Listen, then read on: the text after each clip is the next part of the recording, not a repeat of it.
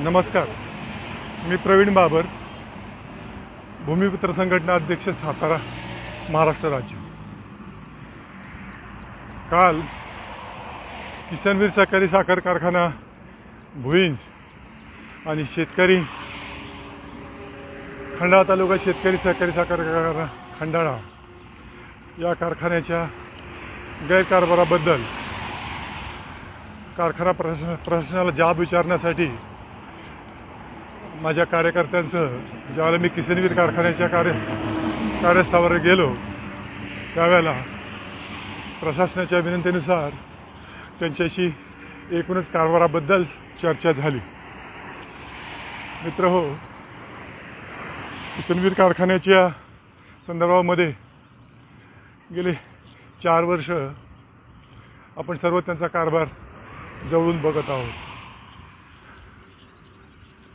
मंत्री महोदय मकरंद पाटील, खासदार नितीन पाटील यांनी अगोदरची संचालक मंडळ कसं अकार्यक्षम आहे, काम करण्यास निष्काम आहे असं सांगून 4 वर्षापूर्वी सत्ता बदल केला आणि लोकांना कारखाना आमच्याकडे द्या, आम्ही अत्यंत चांगल्या पद्धतीने कारखाना चालवू, अडचणीतला कारखाना आम्ही बाहेर काढू आणि आजूबाजूच्या कारखान्यापेक्षा चांगला दर देऊन कामगारांचे पगार नियमित करून कारखाना सुस्थितीत आणू, अशा प्रकारचे आश्वासन देऊन मकरंद पाटील, नितीन पाटील सत्तेत आले। हा किसनवीर कारखान्याचा कार्यक्षेत्र जवळजवळ 5 तालुक्यामध्ये आहे, 400 गावांचं कार्यक्षेत्र आहे। ही मंडळी ज्या वेळेला सत्तेत आली त्यावेळेला तुमच्या आमच्यासारख्या सगळ्यांनाच थोडीशी आशेचा किरण वाटला की काहीतरी आता बदल घडेल आणि ह्या दोघांनी म्हटल्याप्रमाणे कारखाना सुस्थितीत येईल, कामगारांचं भलं होईल, ऊस उत्पादक शेतकऱ्यांचं भलं होईल। सुरुवातीच्या काळामध्ये पहिलं वर्ष गेलं, दुसरं वर्ष गेलं, तिसरं वर्ष गेलं,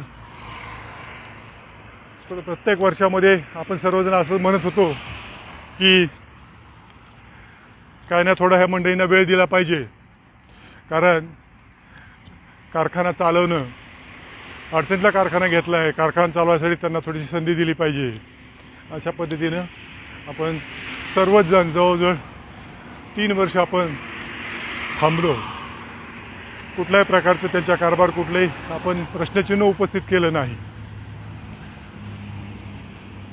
आपण सगळेजण पाहत होतो ह्या मंडळींचं काय चाललंय।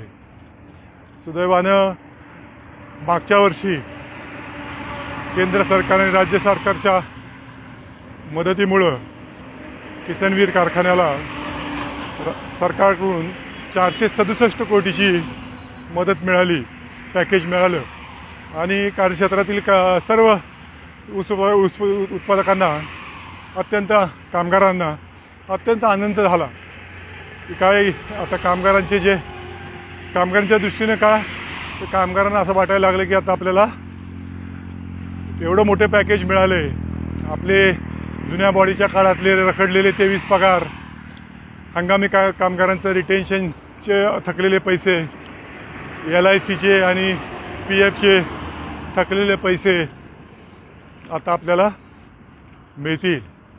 तसेच ह्या संचालक मंडळाच्या 3 वर्षाच्या काळात थकलेले 9 ते 10 पगार तेही आता आपल्याला मिळतील आणि आपलं जीवनमान सुखकर होईल, अशा प्रकारची अपेक्षा कामगारांना वाटली।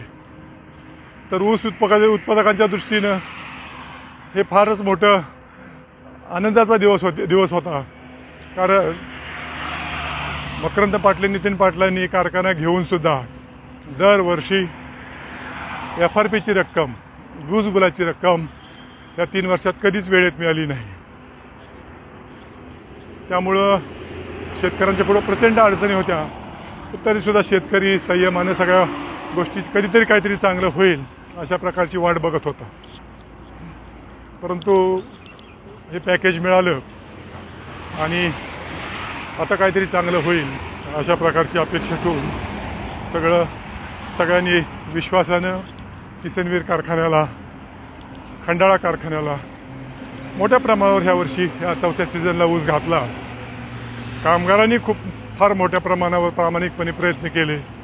ऊस आणण्यासाठी शेती खात्यातले कामगार असतील, ऊस विकासमधले कामगार असतील, आतल्या प्लॅन्टमधल्या कामगारांनी सुद्धा अत्यंत ताकदीनं काम करून किसनवीरचा जे क्रशिंग आहे ह्या सीझनचं, चौथ्या सीझनचं जवळपास 4.5 लाखापर्यंत क्रशिंग केलं गेलं.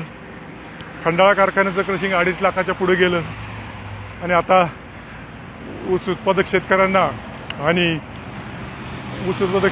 आणि कामगारांना आता नक्कीच खात्री झाली होती की क्रशिंग चांगलं झालेलं आहे, पॅकेज मिळालेलं आहे, ऊसाला दरही 3700-3800 पर्यंत गेलेला आहे.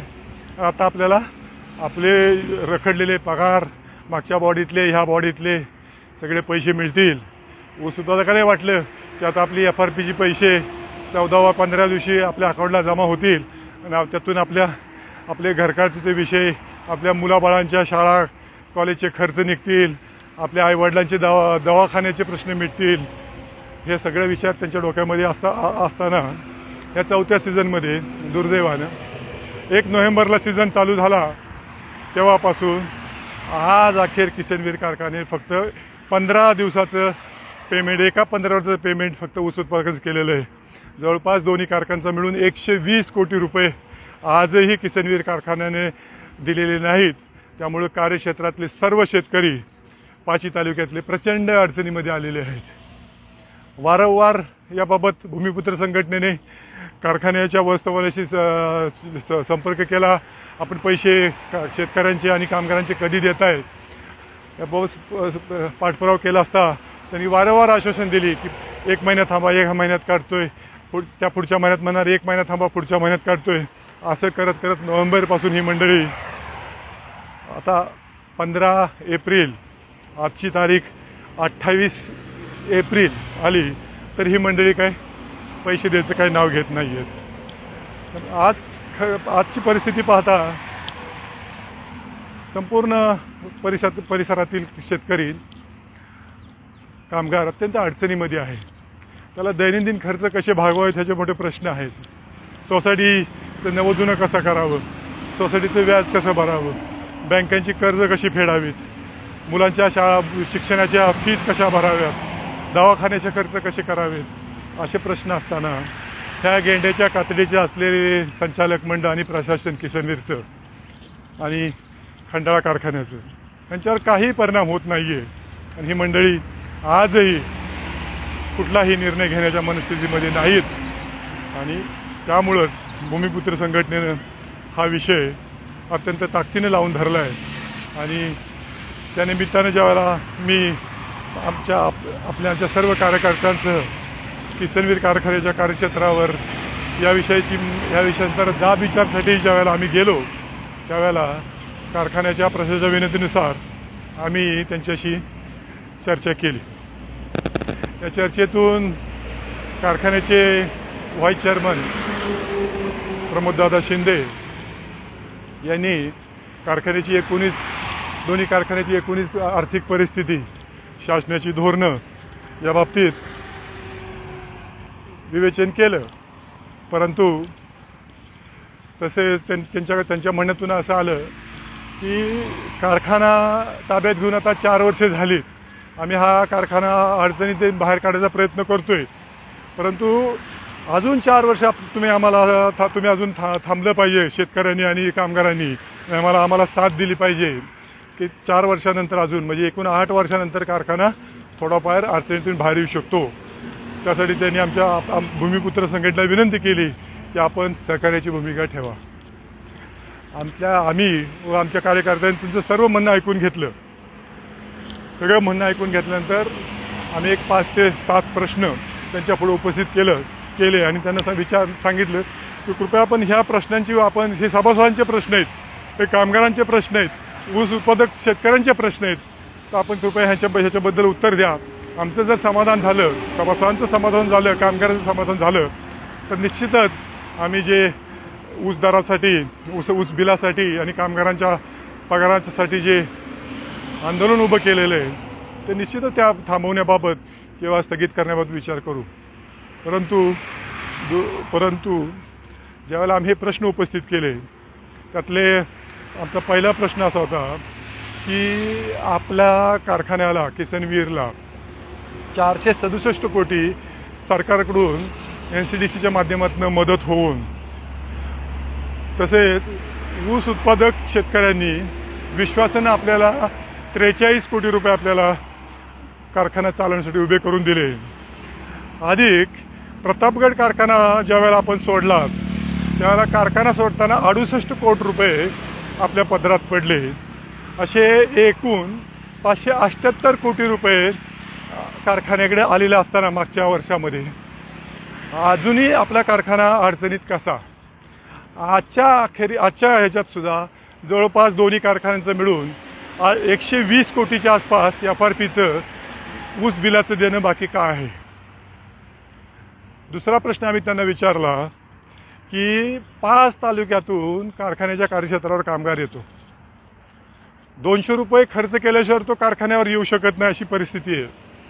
अत्यंत प्रामाणिकपणे ह्या 5 तालुक्यातला कामगार कारखान्यावर येतो, प्रचंड मेहनत करतो, घाम गाळतो आणि परिस्थिती कधीतरी सुधारेल, आज नाही उद्या सुधारेल असा विचार करत करत परत तो आशेनं घरी जातो. बायका पोरं वाट बघत असतात काहीतरी आज चांगलं घडलं असेल, आपल्या मालकानं, आपल्या वडिलांनी, आपल्या आईनी कारखान्याकडनं पगार घेऊन आले असेल अशी ती कच्ची बिच्ची सगळे विचार करत असतात. अत्यंत प्रामाणिकपणे काम करणाऱ्या या कामगारांचा जुन्या संचालक मंडळाच्या काळातील 23 महिन्याचा पगार, थकीत पगार आणि आपल्या फक्त 4 वर्षाच्या काळातील 15 महिन्याचा थकीत पगार आपण कधी देणार आहात हा प्रश्न आम्ही त्यांना विचारला. दुसरं, हंगामी कामगारांचा रिटेन्शनचे जे थकलेले पैसे आहेत ते आपण कधी देणार आहात हाही प्रश्न त्यांना आम्ही विचारला. त्यानंतर आम्ही त्यांना प्रश्न विचारला की PF आणि LICचे मॅच्युअर झालेले पैसे आज PFच्या कार्यालयात आपण व्यवहार नीट न केल्यामुळं आज निवृत्त कामगारांना आज PFचे पैसे मिळत नाही आहेत, मॅच्युअर झालेले LIC मिळत नाही आहेत, तर हे पैसे आपण कधी देणार आहात हाही प्रश्न आम्ही त्यांना विचारला. कार्यक्षेत्रातल्या सर्व ऊस उत्पादक सभासदांना आणि कामगारांना एक फार मोठा प्रश्न पडलेला आहे. एक साधा प्रश्न असा पडला आहे की आमदार, खासदार, जिल्हा बँकेचे चेअरमन, किसनवीर कारखान्याचे चेअरमन, खंडाळा कारखान्याचे संचालक पद, किसनवीर कारखान्याचं संचालक पद, किसनवीर कॉलेजचं संचालक पद, सातारा जिल्हा खरेदी विक्री संघाचं संचालक पद, अशी अनेक पदे एकाच घरात असताना सुद्धा, तसेच राज्य आणि केंद्र शासनात सत्तेच्या पदात असताना सुद्धा आपला किसनवीर कारखाना अजून अडचणीतनं बाहेर कसा येत नाही. एवढी सगळी सत्तेची पदं असताना सुद्धा, एवढी सगळी पदे एकाच घरात असताना सुद्धा आजही आपण कारखाना अडचणीत आहे, आम्ही त्याला बाहेर काढायचा प्रयत्न करतोय, हे तुम्ही आपण किती दिवस सांगणार हाही प्रश्न आम्ही त्यांना ज्या वेळेला विचारला त्यावेळेला त्यांच्याकडे त्या बाबतीत उत्तर नव्हतं. हे असे अनेक प्रश्न आम्ही त्यांना विचारले, परंतु दुर्दैवानं कारखान्याच्या व्यवस्थापनाकडनं, संचालक मंडळाकडून त्या बाबतीत उत्तरं आलेली नाहीत. समाधानकर उत्तर न आल्यामुळं या चर्चेमधून फार काही निष्पन्न झालेलं नाही. तरीसुद्धा एकूणच किसनवीर कारखान्याची भूमिका चर्चेतून प्रश्न सुटावेत हीच आहे. त्यामुळं आपण सर्व कार्यकर्त्यांशी चर्चा करून या एप्रिल महिन्याच्या अखेरीपर्यंत किसनवीर कारखान्यानं थकलेलं FRPच्या 78 कोटी आणि शेतकरी खंडाळा कारखान्यानं शेतकऱ्यांचे थकलेले 40 कोटी ही रक्कम 30 एप्रिलच्या आत द्यावी. किसनवीर कारखान्याच्या थकलेले चालू, आपण मागच्याचा आत्ता सध्या विचार करत नाही आहे, परंतु चालूचे 15 पगार तरी ह्या 30 तारखेच्या आतमध्ये करावेत अशा प्रकारची त्यांना मुदत देऊन कालची किसनवीर कारखान्याची आमची मीटिंग संपलेली आहे. आपण ते 30 तारखेपर्यंत काय करतायत ते आपण सर्वजण बघणार आहोत.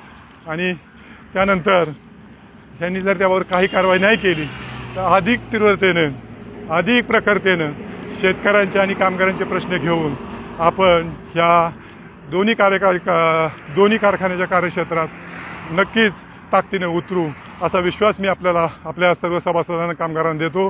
कामगारांना माझं एकच सांगणं आहे, कामगार बंधूंनो, संघटित व्हा. जर तुम्ही विखुरलेले राहिलात तर ही गेंड्याच्या कातड्याच्या अवलादी तुम्हाला कधी शांतपणे चांगल्या पद्धतीने जगू देणार नाहीत. म्हणजे आमच्याच नेतृत्वाखाली किंवा ह्याच्याखाली संघटित व्हा असं मी म्हणत नाही. जिथं कुठं तुम्हाला संघटितपणे प्रश्न तुमचे मांडता येतील तिथं तुम्ही संघटित होऊन प्रश्न मांडा, प्रश्न विचारा. नाही त्यांनी उत्तर दिलं तर आम्ही तुमच्या पाठीशी आहोतच. परंतु जिथं जिथं तुम्हाला शक्य होईल तिथं संघटितपणे आपल्या तुमच्या स्वतःच्या हितासाठी एकत्रित या. माझं ऊस उत्पादक शेतकऱ्यांनाही सांगणं आहे की बाबांनो, आपण प्रचंड मेहनत करून ह्या 37, 38, 40 डिग्री टेम्परेचरमध्ये सुद्धा दिवसा आपण ह्या ऊसाला पाणी घालतोय, खतं घालतोय, मेहनती करतोय. कष्टाचे पैसे आहेत आपले आणि कष्टाचे पैसे लोक आपल्याला 5-5, 6-6 महिने देत नाहीत, वर्ष देत नाहीत. यासाठी ही लढाई आहे. या लढाईमध्ये शक्य असेल, शक्य होईल त्यांनी सामील व्हा. तुमचे प्रश्न मांडा. तुमचे प्रश्न जर मांडले नाहीत, प्रश्न विचारले नाहीत तर ही व्यवस्था तुम्हाला जगू देणार नाही. हे प्रश्न तुम्ही मांडायचे तुमच्या मुलाबाळांसाठी, हे प्रश्न मांडायचे तुमच्या बायका मुलांसाठी, हे प्रश्न मांडायचे तुमच्या आईवडिलांसाठी. आणि ह्या सगळ्या ह्याच्यामध्ये भूमिपुत्र संघटना तुमच्या पाठीशी राहील. जे जे शक्य होईल तुमच्यासाठी ते ह्या पुढच्या काळामध्ये प्रवीण बाबर भूमिपुत्री संघटना निश्चितपणे करेल अशा प्रकारचा मी आपल्याला विश्वास देतो. 30 तारखेपर्यंत आपण वाट बघू. जे काय होईल ते नक्कीच मी पुढच्या ह्याच्यामध्ये फेसबुक लाईव्हमध्ये मी आपल्याला सांगेन. अशा प्रकारची अपेक्षा व्यक्त करतो. धन्यवाद.